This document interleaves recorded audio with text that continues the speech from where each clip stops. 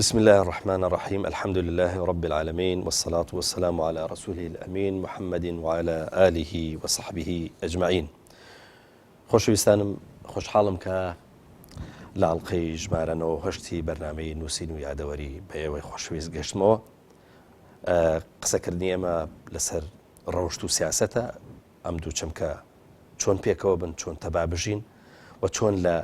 کۆتایە لە پرۆسەیەکە بەشدار بن کە جۆرێک ئەبێ بە جۆرێک لە ئیسلاحی سیاسی یاخود بەڵێن چاکسازی لە بواری سیاسیە. مامۆستا بۆ ئەوەی کە تەوان دوای بە خێراتن یاخۆ بەخێر بێت، بۆ ئەوەی کە بەرنامەی ئەم ئەڵقەی بەسمەوە بە ئەڵقەی ڕابردووە، وتت ئێستا تۆ لە ساحەی با بڵێن ئەوەی کە پێوترێت جەماوەر یا بەڵێن هاوڵاتیانە. ئەزانی مامۆستا ئێستا پرۆسەی سیاسی پرۆسەیەکی پێکەوەییە، واتە بەس سیاسیەکان سیاست ناکەن، خەڵکیش بە جۆرە لە جۆرەکان سیاسەتەکە، واتە ئەو توانایی کە خەڵک لە بواری هەڵبژاردنە لەسەر سنووقەکانی دەنگدانە ئاەتی مامۆستا ئەگەر خەڵک خۆی بێبەهای نەکا، یعنی بەڕاستی ینی ڕێگایکی زۆر باشە و هەروەها ینی دەکرێ ینی بکرێ بە سەنجی مەحەک هاوڵاتی ئەتوانێت ئەو دەنگەی کە یا جگەلەوەی کە بایەخی دەنگەکە ئەزانێ و بزانە چێ هەڵەبژێرەوە شانسەدا بە چێ بۆ ئەوەی سیاست بکە، کەواتە سیاسیەکان و هاوڵاتیان بە یەکەوە سیاسەتەکەن، کەواتە هاوڵاتی بە تەنها جارێککە ئۆڵم تەنها ناتوانێت گلەی بەس لە سیاسەکان بکە، بە گلەی لە خۆشی بکات ئایا چی هەڵبژاردووە. ئێستا کەم بەرنمەیەدا بەسێ مامۆستا ئێمە سەرگەرمی پرۆسەیەکی سیاسی کە هەڵبژاردننی مابا بڵێن پەرلەمانی عێراقا. ئەمەش جۆرێکە مەسەلەن بۆن منە لەوێ چەند جۆرە نوێنەرێک دیارریەکەن، ئەو نوێنەرانە کە لە بەغدا بوون و چەند وەختە نوێنەری زۆر باش بوون و هەمیشە بلبلانیان کردو لەسەرەوەی کە داخوازەکانی میلەتی کورد لە بەغا مەسەلەن بۆن من بە جۆرە لە جۆرەکان لە دەسەڵاتی حکوومەتی عێراقیا بێتە جی. قسەکە لەسەر ئەوەیە جارێک حەزەکەم بچینە سەر ئەوەی کە بەجددی هاوڵاتیش ئەرکێکی گرنگی نایەتە سەرشان. بەڵێ الحمد لله وصلوات الله وسلامه وبركاته على رسول الله محمد وآله المهتدين بهداه من الصحب والأزواج والقرابة والتابعين لهم بإحسان إلى يوم لقاء الله. ربنا آتنا من لدنك رحمة وهيئ لنا من أمرنا رشدا. آمين. گومانی تێدانیە کە کۆمەڵگا هیچ کاتێک بەشێکی بەرەو پێش ناچێت و بەشێکی بەرەو دوا بێت، یعنی وەکو زانانی کۆمەڵ نازەڵن، کۆمەڵگا هەمووی بە هەموو پێکاتەکانیەوە هەمووی بەرەو پێش دەچێ، هەمووی بەرەو دوا دەبێت. بەڵێ دەگونجێ خەڵکێکی باش لە نێو کۆمەلگایکی خراپدا هەبێ، هەر وەکو خەڵکێکی خراپ جارێ لە کۆمەلگایکی باشدا دەبێت کە زۆری نەباشن، بەڵام بە زۆری کۆمەلگا هەمووی کاریگەری بۆ سەر یەکدی هەیە، بە تایبەت حکومڕان و حکم بەسەرداکراوان، ئەوانەی کە کار بەدەستن بڕیار بەدەستی خەڵکن و ئەوانە کە بڕیاریان بەسەردا دەدرێت، ئەوانە زۆر پەیوەندیەکی کارلێکیان پێکەوە هەیە، پەیوەندی کارتێکردنی دووسەرە، هەم خەڵکو و جەماوەر کاریگەری هەیە بۆ سەر حکومڕانان و بەرپرسان، هەم ئەوانیش کاریگەریان هەیە بۆ سەر خەڵکو و جەماوەر و حکم بەسەرداکراوان. بۆیە پێشتری باسمان کردووە دووبارەی دەکەینەوە، خەڵک بەرپرسیاری یەکەمە. جاری دیش باسم کردووە، ئێساش پێ ئەم سیاق و مەقامە ئاماژەیەکی پێ بکەم باشە. کاتێ موسا صلی الله عليه وسلم ژوانگە خوای پەروەردگار ژوانگەی لەگەڵدا دەنێت، مەوعیدی لەگەڵدا دەنێت کە تەوراتی پێ بدە، 30 شەو مەوعیدی بۆ دادەنێ، دوای 30 شەوەکە 10 شەوی کەی دەخاتە سەر، وواعدنا موسى 30 ليلة فأتممناها ب10 فتم ميقات ربي 40 ليلة. کاتێک موسا بەدەم ئەو ژوانگەی خوای پەروەردگارەوە دەچێ، دوای 40 شەوەکە کە دەگەڕێتەوە، هەل بەڕێوە خوا هەواڵی پێدا کە خەڵکەکەت تووشی گۆلک پەرستی بوون و ئەظەلەهم السامری هەڵی خەڵەتاندون و تووشی گۆلک پەرستی کردوون. موسا عەلەیهی سەڵات وەسەلام دەبێت لێپرسینەوە لەگەڵ سێ لایەندا بکە. یەکەم لەگەڵ خەڵکەکە، دوو لەگەڵ هاڕوونی برای کە جێنشینی بووە، سێ لەگەڵ سامیری کە هەڵی خەڵەتاندوون. لە کێوە دەست پێ دەکا؟ ئایا لە سامیریەوە دەست پێ دەکا کە خەڵکی هەڵخەڵەتاندووە نەخێر؟ لە هاڕوونەوە دەست پێ دەکا کە جێنشینی بۆ بەرپرس بۆ نەخێر؟ لە خەڵکەوە دەست پێ دەکا. بە خەڵکەکە سەرزەنشتیان دەکا، دەڵێ بۆچی لە ڕێ منتان لادا و ئەو بەڵێن و پەیمانی کە بە منتاندا بوو جێبەجێتان نەکرد؟ خەڵکەکە دەڵێن چی؟ قالوا ما أخلفنا موعدك بملكنا. گوتیانە بەدەست خۆمان نەبوو کە ئەو بەڵێنەی بە تۆماندا بوو جێبەجێمان نەکرد، بەدەست خۆمان نەبوو. یعنی چی؟ یعنی ئیرادەی خۆمان لەدەستدا بوو. ولكننا حملنا أوزارا من زينة القوم فقذفناها فكذلك ألقى السامري. بەڵام ئێمە هەندێک لە خشڵ و جوانیەکانی ئەو قەومەوە تە قەومی فرعونیەکانمان لێبار کرابوو،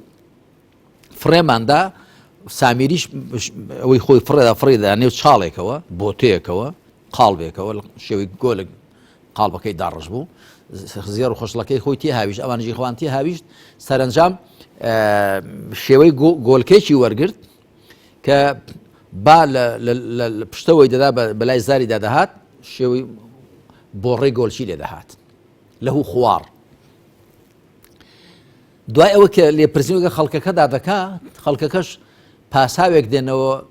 کە وەکو کوردەواری خۆمان دەڵێن عوزر لە قەباحەت خراپتر. لە زیاتی و پیاوانە بڵێن وەڵای هەڵی خەڵەتاندین، دەڵێن ئێمە بێ ئیرادە بووین، بێویست بووین. کەواتە میلەتانی بێ ئیرادە و بێویست خەڵکی فێڵباز و ساختە چی دەتوان هەڵیان خەڵەتێنێ. دوای ئەوە ئەمجا دەچێت یا هاڕون ما منعك إذ رأيتهم ضلوا ألا تتبعني. هاڕون کە تۆ زانیت ئەوانە گۆمڕابوون بۆ شوێنم نەکەوتی، چ شتێک ڕێگرت بۆ شوێنی من بکەوی؟ هاڕونیش سەڵات و سەلامی خوا لەسەر موسا و لەسەر هاڕون بێ، پۆزش و پاساوی خۆی دێنێتەوە، دەڵێ ئینی خەشیت أن تقول فرقت بين بني إسرائيل ولم ترقب قولي. ئەمن ترسام بڵێ بەنو ئیسرائیلت پێک وەرکردوون و چاوەڕێی قسەمت نەکردو تا داخۆ من دێمە بڕیارم لەسەر چییە. چونکە موسا دیارە پێی گوتووە کە تۆ دەبوو بەوانەی کە بە قسەیان دەکردی دژی ئەوانە وەستابی کە بە قسەیان نەدەکردی کە ئەو کاتە دەبوو بە شەڕی نێوخۆ. هاڕون پۆزشی بۆ هێناوە کە من ئەو سەلاحێتم نەبوو شەڕێکی نێوخۆی هەڵگیرسێنم تاتۆ دێەوە. موساش عەلەیهی سەڵات وسەلام عوزرەکەی قبوڵ کرد. ئەمجا لە قۆناغی سێمدا فەما خەطبوکە یا سامیری، سامیری ئیشی تۆ چ بوو؟ بوات کرد، چیت کرد؟ ئەو گۆلکەت بۆ دروستکردن و گوتە وەرنەوە موسا پەرستراوی خۆی لێون بووە، ئەوە پەرستراوەکەیەتی وەرن بیپەرستن. تەماشای خەڵکی دواکەوتوو. ئێستا ڕەنگە خەڵکی بڵێ جا باشە چۆن گۆلچیان پەرستووە، جا بۆ فەرقی چییە؟ ئەدیوەنێ تۆش ئێستا پارەی حرام دەپەرستی؟ ئەی ئەوەنێ دەسەڵاتی مزەیەف و ساختە دەپەرستی؟ ئەی ئەوەنێ تا کەسانێک دەپەرسی کە وەکو فرعون حکمڕانی بەسەردا دەکەن، خۆی و دەور و بەر و دەستە و بەسەکەی خۆی کردووە بە پەرسرا بەسەر تۆوە، ئێ تۆش وەنێ وەکو مەڕ و بزن تەسلیمی بووی؟ فەرقی چییە؟ هەرچی خوا لە قورئاندا باسی کردووە بە قاڵبێکی تعبیری هاتووە کە دوایی میزداقەکەی لە واقعی خۆماندا هەیە. خۆ فرعونەکانی ئێستا حکمڕانەکانی ئێستا ناڵێن ما علمت لكم من إله غيري، بێجگە لە خۆم پەرسراویشی دیکەم بۆ ئێوە پێشک نایە. خۆ ناڵێن أنا ربكم الأعلى بە قسە، بەڵام بەکردەوە وا دەڵێن. جا بە فیعلی خەڵک و جەماوەر بەرپرسیاریەکەمە و چ لە ڕووی حکمڕانیەوە، چ لە ڕووی ئابووریەوە، چ لە ڕووی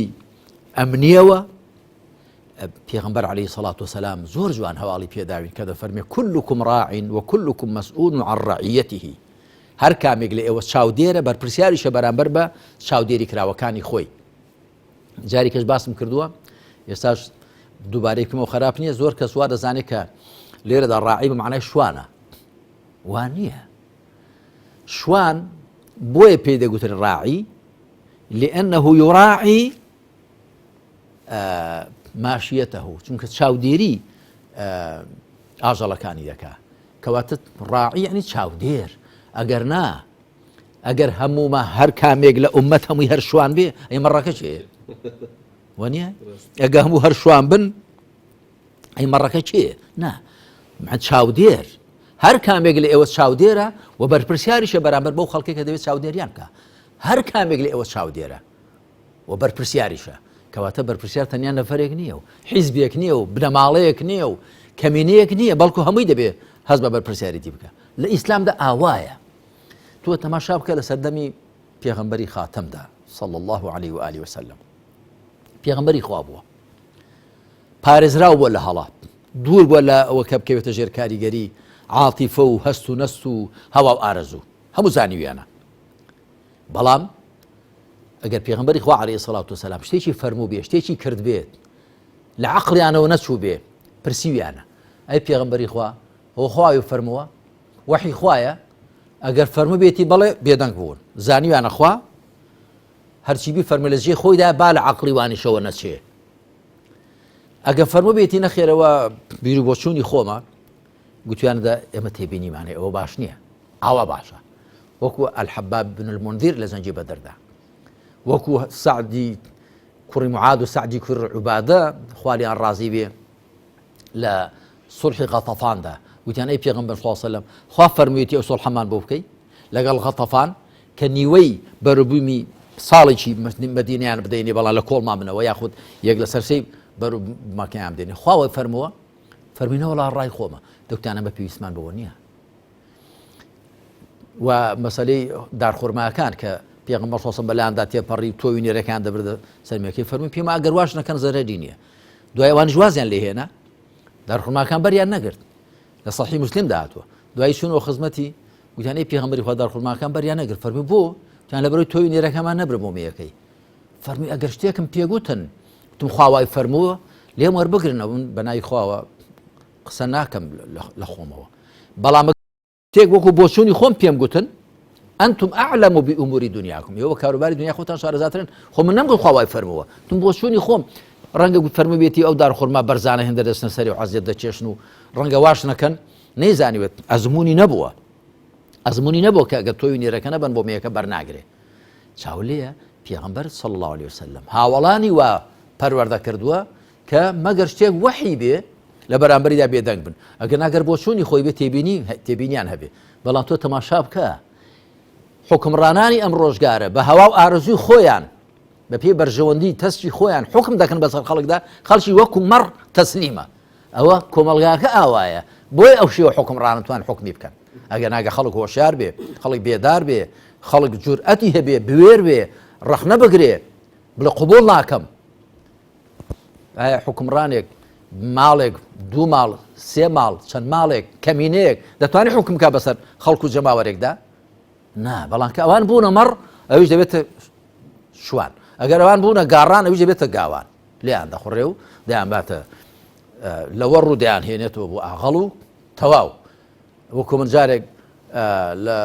زیندانی ئەمریکایەکاندا جارێکە باسم کردووە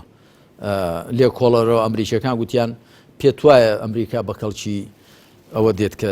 سەرپەرشتی دنیا بکە ئێستاوە شۆخایەتی دەکا کوتمەڵاگەر مرۆڤایەتی بێتە گاڕان ئەمریکاش گاوانێکی باش دەبێ یعنی چی کوتمەڵاگە خەڵک ماڵات بێ ئەمریکا دەتوانێت گاوان بێت و لیان بخۆڕ وڵاگە بە شەر بێ نەخێر ئەمریکا توانای ئەوەی نییە هیچ کەس توانای ئەوەی نییە کە ببێ بە حاکمی ڕەهای هەموو خەڵک و کۆمەڵگا ئێمە مەساگەر بچینە سەر تەوەری یەکەم کە پێناسەی هەرێکە لە چەمکەکانە کردووە چەمکەکانی ڕەوشت و هاتە ئەخلاق و هەروەها سیاست دوایش ڕەوشتی سیاسی با لە پێناسەی ئەخلاقەوە دەست پێ بکەین بزانین جەنابەت بە چ پێناسەیەک یا با بڵێن قایل بوو یا چ پێناسەیەکت بۆ ئەخلاق کردووە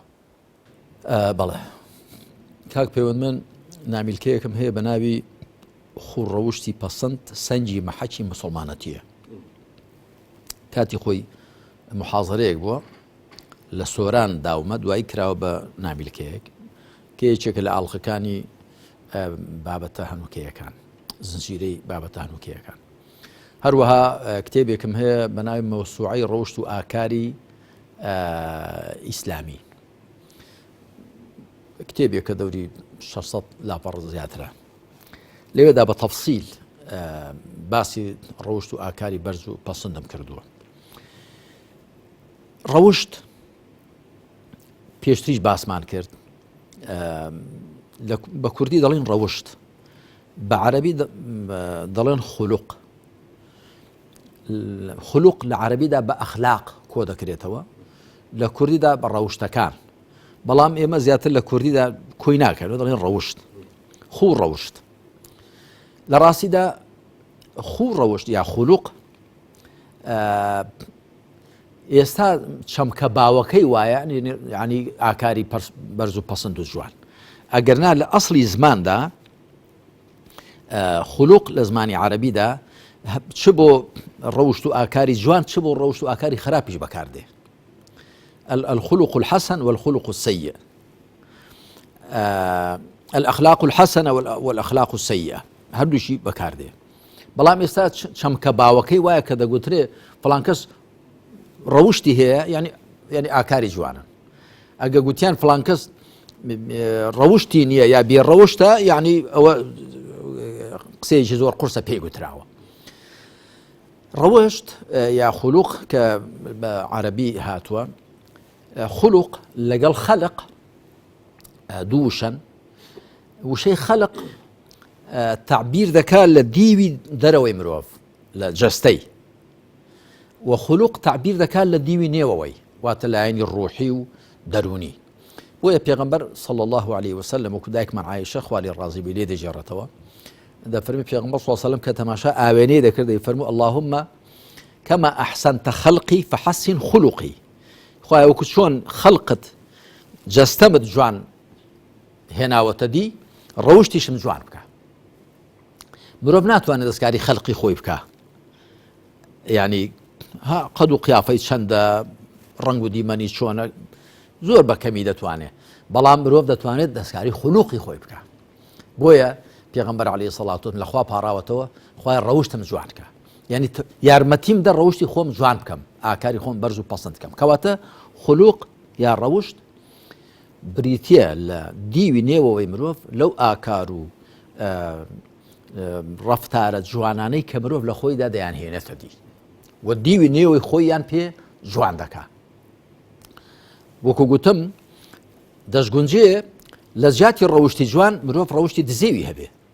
یعنی واتە لە جیاتی ڕەحم و بەزەیی، دادگەری، ئینساف، خۆ بەکەمگری، زانیاری، پاچی و چاچی، ڕازگۆیی، ئەمینی، لە جیاتی ئەوانە پێشەوانەی ئەوانەی هەبێ. کەواتە خولوق یا ڕەوشت بریتیە لە حاڵەتی دەرونی مرۆڤ و حاڵەتی معنەوی مرۆڤ، بەڵام وەکو گوتم بەبارە ئیجابیەکەیدا. باشە مامۆستا، ئەگەر ئێمە بگەڕێن بۆ خەسڵەتی ئەخلاقی یا مەسەلەن بۆ منە ڕەوشتی لە ئینسانە، جارێ یەکەم ڕەوایە بگەڕێن، ینی مەسەلەن بۆ منە بۆی کە پێوەرێک هەبێ، ینی پێوەرێکمان لەبەر دەسابێت کە پێوەری ئەخلاقی بن، ئینسانەکەی پێوین، بە تایبەتی ئێمە کە گرێ دەینەوە بە مەسائیلی سیاسیە، چۆن بەر ئەخلاقی بەرز بکەوین، چۆن مەسەلەن بۆ من هەستکەین کە ئەم ئینسانە خاوەنی خەسڵەتی ئەخلاقی بەرزە. کاک پەیوەند، ئێمە ڕەوشتە بەرز و جوانەکان دوو جۆرن بەگشتی. یەکەم ڕەوشتە مرۆییەکان، واتە هەر کەسێک مرۆڤ بێ دەگونجێ ئەو ڕەوشتانەی هەبێ. دوو ڕەوشتە ئیمانیەکان کە بەهۆی ئیمانەوە مرۆڤ تووش ینی فێری ئەو ڕەوشتانە دەبێت.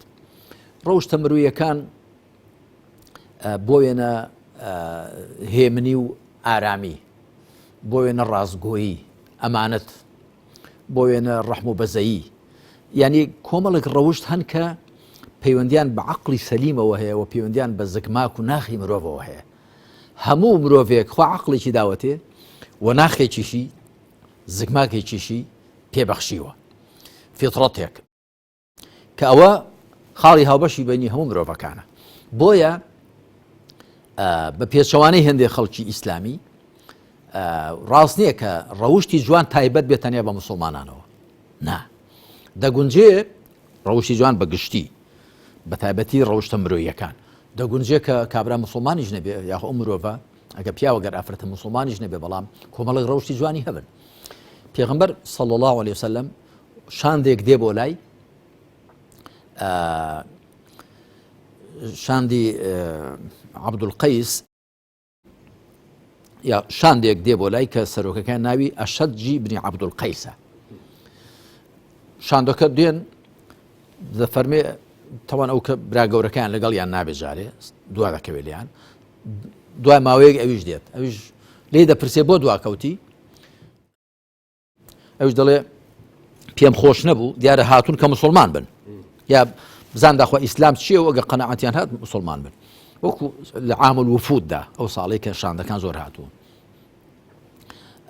ئەویش بۆی ڕوون دەکاتەوە دەڵێ پێم جوان نەبوو کە بە بەرجی سەفەرەوە بە تۆز و خۆڵ بە ئارەقاوی بێمە مەجلیس و کۆڕی جەنابەت لە ڕێلامدا خۆم شۆرت پۆشاکەکەم گۆڕی خۆم بۆن خۆش کرد پێم وابوو ئەوە لایقە بێمە کۆڕ و مەجلیسی تۆ پێغەمبەری صلی الله علیه وسلم تەماشای دەکا و دەفەرمی ئین فیکە خاصلەتین یحبهم الله الحلم والأنات تۆ دوو ڕەوشتە تێدان خوا خۆشی دەوێن حلم واتە هێدی و مەندی کە پێچەوانەی زوو تووڕەبوونە زوو هەڵچوونە والأنات ئەنات پێچەوانەی عەجەلەیە واتە بە کاوەخۆ شوێنەیی ئەویش لە ڕیواەتی دیکەدا هاتوون لە موسنەدی ئیمام ئەحمەددا دەڵێ ئەو دوو خاصڵەتە خۆم پەیدام کردوون یان خوا منی لەسەر وان خوڵقاندووە دەفەرمێ بەل الله جەبەلەکە عەلەیهما ئەویش دەڵێ الحەمد لله الذي جەبەلەنی عەلی خاصلەتین یحبهم الله ستایش بۆ خوای کە منی لەسەر دوو سیفەتان سروشتاندووە کە خۆشی دەوێن کە بریتین لە چی بریتین لە حلم واتە هێدی و مەندی و پەلە نەکردن و کاوەخۆی شوێنەی کەواتە دەگونجێ ئینسان موسڵمانیش نەبێ بەڵام هەندێک ڕەوشتی جوانی هەبن هەروەکو مەشهورە کە پێغەمبەر عەلەیهی سەڵات وسەلام لە سیرەی ئیبن هیشام داهاتووە بە هاوڵەکانی فەرموو ئەگە بچن بۆ حەبەشە کاتێکە لە مەکە زۆر سەغڵەت کران بچن بۆ حەبەشە ئین بها مەلیکەن لا یوظلەم عنده ئەحەد حوکمڕانێکی لێیە کەس لە لای وستەمی لێ ناکرێ واتە دادگەرە ئیدی دەچن بۆ لای حوکمڕانی حەبەشە هاوڵان دوو جار کۆش دەکەن بۆ حەبەشە صفەتی ئازایەتی حاتەمی تائی پێغەمبەر صلی الله علیه و سلم ڕێزی لە کوڕەکەی گرت لە عەدی و ڕێزی لە کچەکەی گرت شەیما لەبەر بابیان خۆ بە نەسڕانی مردووە بەڵام پیاوێکی سەخی بووە نانبدە بووە صفەتی سەخاوەت دەگونجێ لە ئینسانێکی ناموسڵمانیشدا بێت ئازایەتی دادگەری ڕەحم و بەزەیی کەواتە کۆمەڵی صفەتەن صفەتی مرۆیان پێ دەڵێن خەسڵەتی مرۆیی ئەوانن کە لای هەموو مرۆڤایەتی شتی پەسەندن ئێستا تۆ لە هەموو دنیادا بگەڕێ ئەرێ ڕاستگۆیی باشتریان یان درۆکردن هەردەزانن ئەرێ ڕەحم و بەزەی باشیان دڵڕەقی ئەرێ دادگەری باشیان ستەم ئەرێ خۆ بەکەم گرتن باشە یا خۆ بە زلگری هەموو کەس دەزانێ بەڵام کۆمەڵی صفەتیشەن کە لە شەریعەت و هەڵدەخۆن هەڵبەتە دوای ئێمە لە ئاڵلقەکانی دیکەدا دەگەینە و ڕەوشتانە کە بەڕاستیش نێوانێکی زۆر ڕوونمان نییە لە نێوانی ڕەوشتە شەرعیەکان و ڕەوشتە مرۆیەکان لە جاریوە تێکەڵن بەڵکو شەریعەت ڕەوشتە مرۆیەکان لە مرۆدا تۆختر دەکات و بەهێزتریان دەکات و هەندێک شتیش کە لەوانێ بە عەقڵ دەرچیان پێ نەکرێ شەریعەت فێری مرۆڤیان دەکات کە دەبێ بەو شێوەیە بکەن بەو شێوە مامەڵە بکرێ کەواتە ئێمە هەم بەگەڕانەوە بۆ عەقڵی سەلیم و بۆ زگماک و فیتڕەت و هەم بەگەڕانەوە بۆ شەریعەت ئێمە دەتوانین کە ڕەوشتە جوانەکان وەدەست بخەین و دیاریان بکەین کامانەوە کامانە دەست خۆش مامۆستا ناوبڕێک وەرەگرم دوایی ئینشاڵڵا لەسەر گفتوگۆکە بەردەوامە بین بەڵام خۆشەویستان ئەچینە ناوبڕێک و دواتر دێنەوە خزمەتان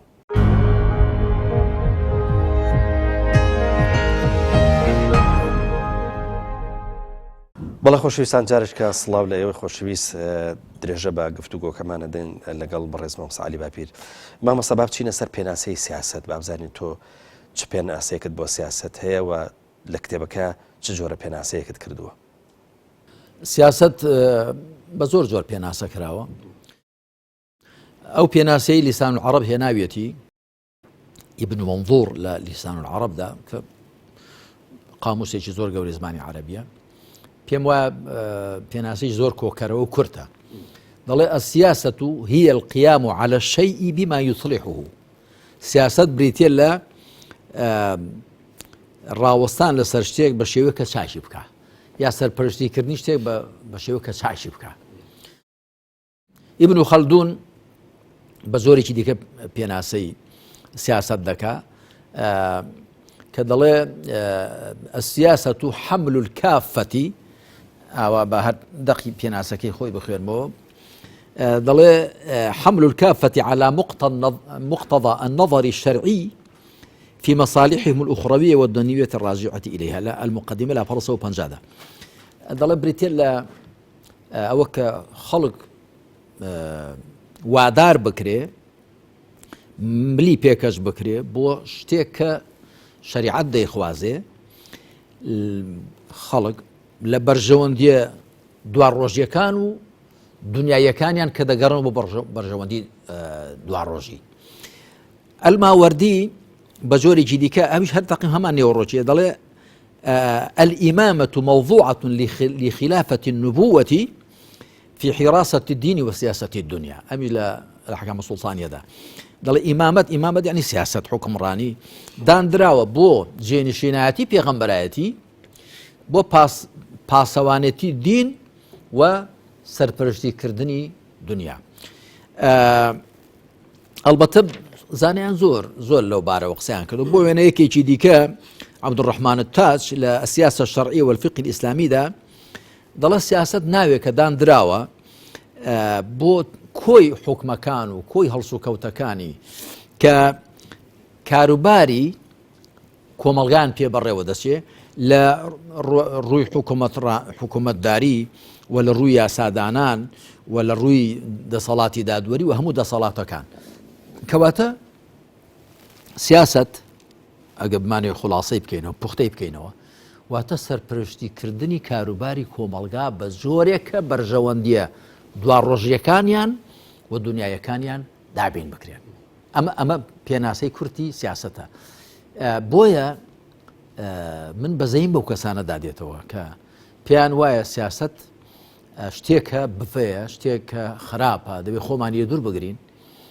مەگەر پێغەمبەران سەڵات و سەلامی خۆیان لەسەر بێ هەر بۆ نەهاتون کە کاروباری خەڵک چاک بکەن کاروباری کۆمەڵگا باشکەن بە شێوە کە بەرژەوەندیەکانی تێدا دابین بێ هەر بۆی هاتوون و بۆیەش شوێنی تێکگیرانی پێغەمبەران عەلەیهیمو سەڵات وەسەلام لەگەڵ فرعون و تاغوت و نەمرودەکان کوێ بووە ئەو بوارە بووە کاتێک ئەوان پێغەمبەران عەلەیهیمو سەڵات وەسەلام گوتویانە دەست بەسەر موڵک و ماڵی وڵات دامەگرن کاتێک گوتویانە زەخت و زۆر لە خەڵک مەکەن خۆتان بەسەر خەڵکدا فەرز مەکەن کاتێک گوتویانە ڕێگری مەکەن خراپەکاری تێکدان مەکەن لێرە تێکگیراون کەواتە لە ڕاستیدا سیاست یعنی سەرپەرشتیکردن مشت خواردن جا ئەگەر دەسەڵاتەکە بەدەستەوە بێ بەکردەوە ئەگە دەسەڵات بەدەستەوە نەبێ بە شێوەیەکی تیۆری و باسکردنی سەرپەرشتیکردنی خەڵکو و باسکردنی مشورخۆری لە کۆمەڵگا لە هەموو ڕوەکانی ئابووری سیاسی کۆمەڵایەتی فیکری ئەخلاقی هەتا دوایی مامۆستا هەندێک وشەی سیاسی سەرچاوەکەی ئەگەڕێنەوە بۆ جۆرێک لە ڕامکردن ینی ڕامکردن هەڵبەت ئەوانەی کە ئەسپ ڕامەکەن ینی بەوانەیە گوتراوە ینی ئەوانەی کە ئەسپ تەعلیمەدەن ئەوانش پێیان گوتراوە جۆرێک لە جۆرەکان سیاست مەدا ینی سیاستکردن جا مەبەستم ئەوەیە ئایا ئەوان مەبەستەکان بۆ ئەوەیە کە سیاسەکان دێن تەشبی نەبێ وەکو ئاژەڵێک کۆمەڵگا ڕامەکەن و وەروەها فێری ئەو تەعلیمانەیانەکەن کە بخۆیان نەیانەوێ یا فیعلەن سیاستکردن کۆمەڵێک تەعلیمە کۆمەڵێک زانستە دێن سەرپەرشتی ئەم جۆرە لە زانستەکەن و بە جۆرە لە جۆرەکان ینی سیاستکردن ئاستێکی سیاسی بڵێ ئاستێکی زانستی باڵایە و خەڵک هەمووی مکەلەف نییە بەوەی کە سیاست بکە بەڵام ئەوان کۆمەڵک سیاست مدارن کە دێن خەڵکی فێری ئەماکەن نازم من ئەمەشم لە جۆرە کات پەیوەند ڕاستە لە قاموسەکانی زمانی عەرەبیدا سیاست دەبنەوە سەر أو ساس يسوس سياسة فهو سياسي فهو سائس دەیبێنەوە سەر ئەوە ساس الأمر يعني کاروبارەکەی بەڕێوەبرد فهو سياسي واتە کاروبار بەڕێوەبەرە سائس هەم بە معنای کەسێک کە سەرپەرشتی شتێک دەکا هەم بە کەسێک کە ئەسپی ڕاهێنا و مەشقیان پێکردو سائس الفەڕەس واتە ڕاهێنەری ئەسپ خۆ لە ڕاستیدا حکمڕان دەبێت ڕاهێنەری خەڵک و کۆمەڵگا بێ بەڵام نەک ڕایان بێنێ بیان کاتۆمە ڕووبزن ڕایان بێنێ لەسەر ئەوە کە وەکو پێغەمبەر عەلەیهی سەڵات وەسەلام کۆمەلگاکەی خۆی هاوڵەکانی خۆی خوالیان ڕازی بێ ڕای دەهێنان لەسەر چی؟ لەسەر ئەوە کە پابند بن بە وحی خوای پەروەردگارەوە لەسەر ئەوە کە پابند بن بە دادگەریەوە پابند بن بە حەقەوە دوور بن لە زوڵم دوور بن لە ستەم دوور بن لە لادان و ڕای دەهێنان لەسەر ئەوە کە ئازاد بن ڕای دەهێنان لەسەر ئەوە کە ڕەخنەگر بن لە شتێک کە لە عەقڵیانەوە نەچووی لە شتێک کە پیان هەڵەبوو تێبینی لەسەر دەرببڕن نەکرد وەکو هیچێک گوتوێتی اغمض عینەکە واتەبیعنی هەردوو چاوەکانت بنووقێنەوە بە دوام بکەوە نا پێغەمبەر عەلەیهی سەڵات وسەلام فەرمی هەردوو چاوت بکەوە و شوێنە بکەوە هاوڵان خوالیان ڕازی وەکو پێشتریش باسمان کرد شتێک کە عەقڵیان نەیگر بێ چنیان پێکا بێت چ پێکا بێتیان پرسیاریان لە پێغەمبەر کردو عەلەیهی سەڵات وسەلام ئەی پێغەمبەری خوا ئەوە وحی خوایە ئەگەر فەرمی بێتی بەڵێ وحی خوایە بێدەنگ بوون شو زانیوانە خوا لە هەمان چاتر زانی و گومانی تێدانی زانیاری خوا بێ سنوورە بەڵام ئەگەر فەرموو بێتی نا بۆ چوونی خۆمە تێبینیان دەربڕیوە تەماشا دەکەی لە سوڵحی حودەیبیەدا پێغەمبەر عەلەیهی سەڵات وسەلام هاوڵان زۆربەیان ناڕازی بوون کە ئیحرام بشتێنن و بگەڕێنەوە ئەو ساڵە عومرە نەکەن ساڵی شەشەمی کۆچی کەن دوایی ناوی لێنرا سوڵح الحودەیبیە پێکهاتنی حودەیبیە هەتا عومەر خوالی ڕازی بێ هەڵوێستی توندی هەبوو بەڵام پێغەمبەر سەڵسەلام بە قسەی کەسی نەکرد فەرمووی إن الله لن يضيعني ولن أخالف أمره خوا من زایاناکە و سەرپێچی لە فەرمانی خوا ناکەم کەواتەوە فەرمانی خوایە دەبێ ئەو سوڵحە بکرێ و دوای خوا ناوی لێنا فتحی مبین إنا فتحنا لك فتحا مبینا شتێک کە وحی خوا بوو بێ پێغەمبەر صلی الله عليه وسلم نەگەڕاوەتەوە بۆ ڕای خەڵک ویستوێتی قەنەعەتیان پێ بێنێ و تێیان بگێنێ بەڵام دوجار بڕیاری خوای جێبەجێ کردووە بەڵام شتێک کە وحی نەبوو بێ گەڕاوەتەوە بۆ ڕای خەڵک ئەشیروا عەلەیە ئەیوها الناس خەڵکی نەڕای خۆتانم پێ بڵێن بۆ چوونتان چییە کەواتە مەسەلەی ڕامکردن و ڕاهێنانی خەڵک فعلەن حکمڕان ئەگەر حکمڕانی دڵسۆز و ڕاستەقینە بێ دەبێ دڵسۆزیەکەی لەوەدا بەرجەستە ببێ کە خەڵک لەسەر حەق ڕابێنێ و نابێ کەسێک کە ڕەخنەی لێ دەگرێ تێبینیەکی بۆ دەخاتە ڕوو بە دوژمنی تەماشا بکە بەڵکو وەکو عومەر خوالی ڕازی بێ کە کەسێک ڕەخنەی لێگرت یەکێک لە مەجلیسەکەدا گوتی چۆن وا بە گەورەی بڕواداران دەڵێ ئەویش گوتی دعه لا خير فيكم إن لم تقولوها ولا خير فينا إن لم نسمعها لێگەڕە بابیڵێ ئەگەر ئێوە نەیڵێن خێرتان پێوە نییە ئەگەر ئێمەش وەری نەگری خێرمان پێوە نییە کۆمەڵگایەک خێری پێوە نیە ڕەخنە نەگرێ لە حکمڕانەکەی حکمڕانێکیش خێری پێوە نیە کە ڕەخنەی خەڵک وەرنەگرێ هەروەها مەشهورە کە عومەر ئەو قسەی ئەو مەقولەی زۆر مەشهورە رحم الله امرأ أهدى إلي عيوبي خوا بەزەی بە مرۆڤێک دابێتەوە کەم و کوڕەکانی خۆم بە خەڵات بۆ دەنێرێ بە دیاری بۆ دەنێرێ وەگوێی لە هەموو کەس گرتووە هەروەها لە پێش ئەودا ئەبوبەکر سەدیق وا بۆ خوالی ڕازی بێ هەر چوار خەلیفە ڕاشیدەکان وا بوون بۆیە ناویان لێنراوە الخلفاء الراشدون جێنشینە سەرڕاستەکان چونکە ڕەوایەتیان لە خەڵک وەرگرتووە خەڵک هەڵی بژاردوون لەسەر بناغەی ئەمڕهم شوڕا بەینەهم کاروباریان بەڕاوێژە حکمڕانیان پێس پێر براوە و بە دادگەری حکمیان کردووە پابند بوون بە شەریعەتەوە و گوێشیان بۆ خەڵک گرتووە و زاهیدیش بوون و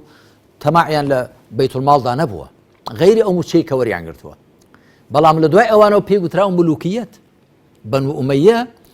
حکمڕانی ئیسلامیان لە شوڕاوە گۆڕی بۆ میراتی بنەماڵەیی کە بە دەقی فەرمایشتی پێغەمبەر عەلەیهی سەڵات وسەلام ستكون الخلافة بعد 30 سنة ثم يؤتي الله ملكه من يشاء هروها فرميتي أول من يغير سنة رجل من بني أمية یەکەمین کەس کە ڕێو شوێنی من دەگۆڕێ پیاوێکە لە بەنی ئومەیە کە لە سەدەی معاویەوە حکمڕانی لە شوڕاوە لە ڕاوێژەوە گۆڕا بۆ میراتی بە خۆسەپاندن گومانی تێدانە لەو خاڵەدا لەو ڕۆوە ئەگەر ناڵێن حکمڕانی هیچی ئیسلامی نەما نا بەڵام لە شێوەی هەڵبژاردننی حکمڕاندا گۆڕا بۆ میراتی و بنەماڵەی بەڵام شریعەت کەم و زۆر هەرکاری پێدەکرا کەواتە حکمڕانانی دڵسۆز و بە پەرۆش ئەوانن کە خەڵک ڕابێن و پەروەردە بکەن لەسەر ئەو ڕەوشتە بەرز و جوانانە تەماشا ئەوە نەکەن خەڵک هەر تەسلیمیان بێ و خەڵک وەکو مەڕ بێ و هەرچی گوتیان هەرچی حکمڕانەکە لەسەری گوتی ئەوانیش وەکو ئەشکە و دەنگ بدەنەوە بەڵکو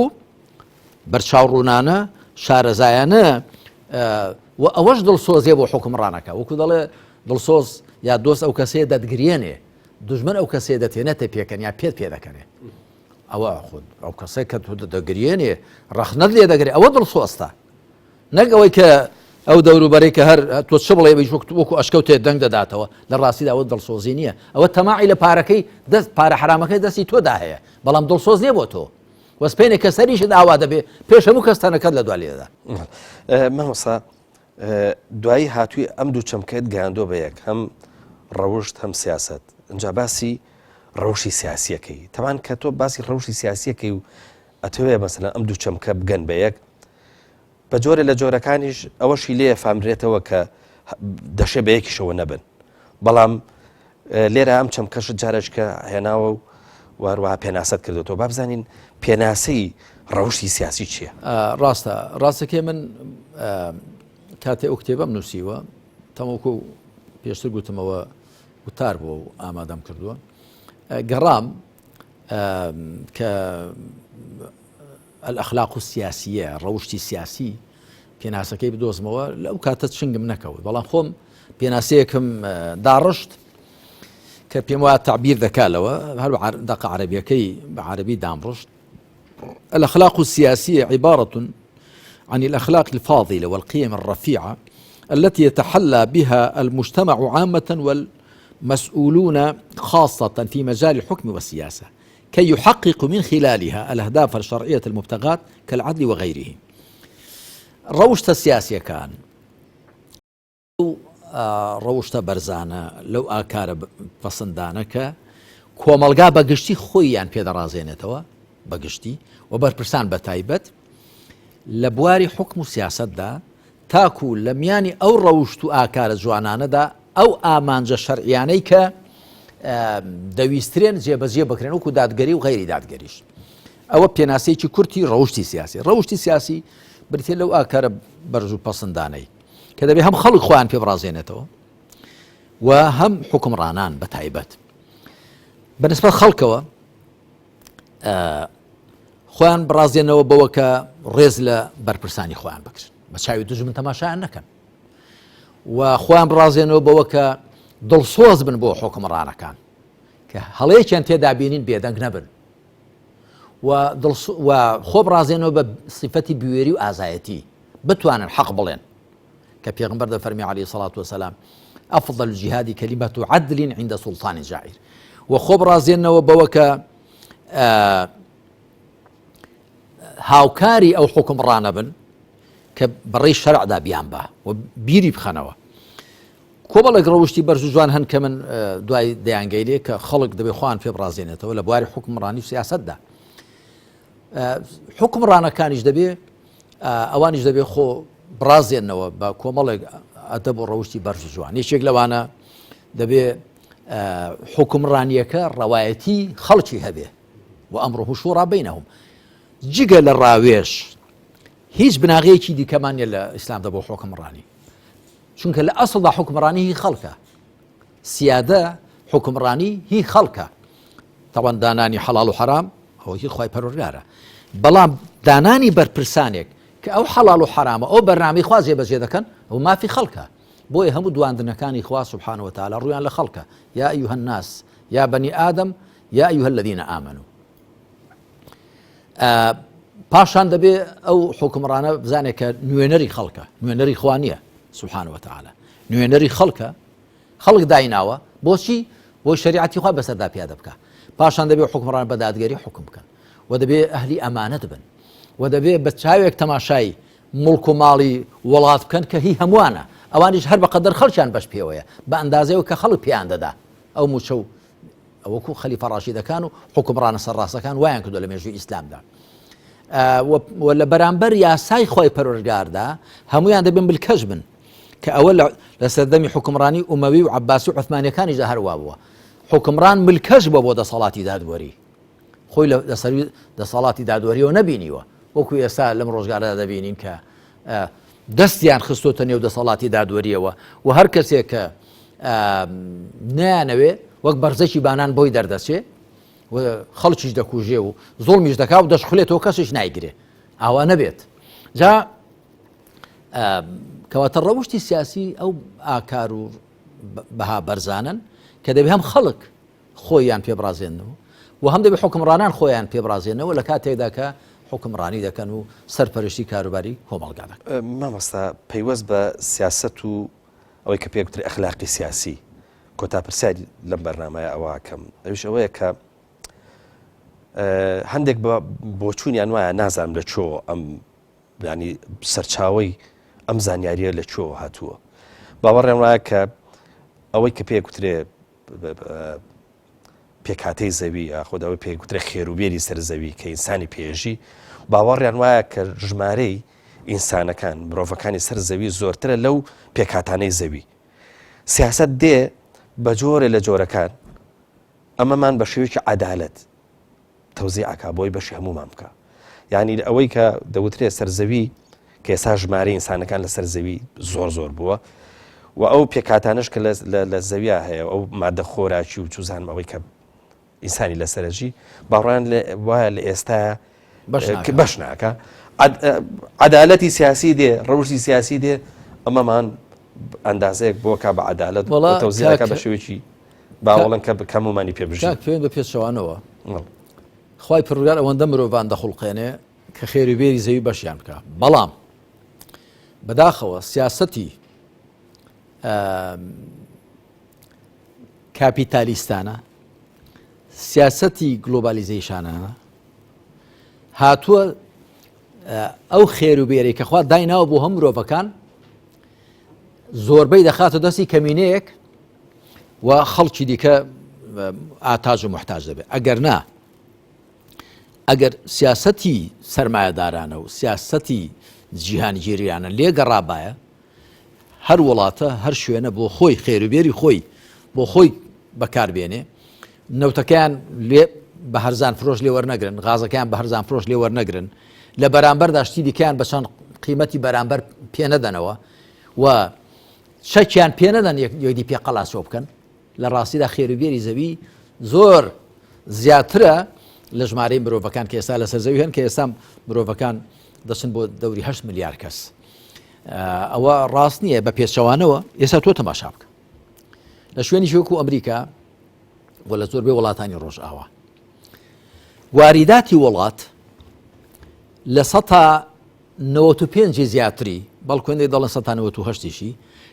لە دەستی لە 105 یا لە 102 خەڵکەکەدایە بەڵام لە 95 خەڵک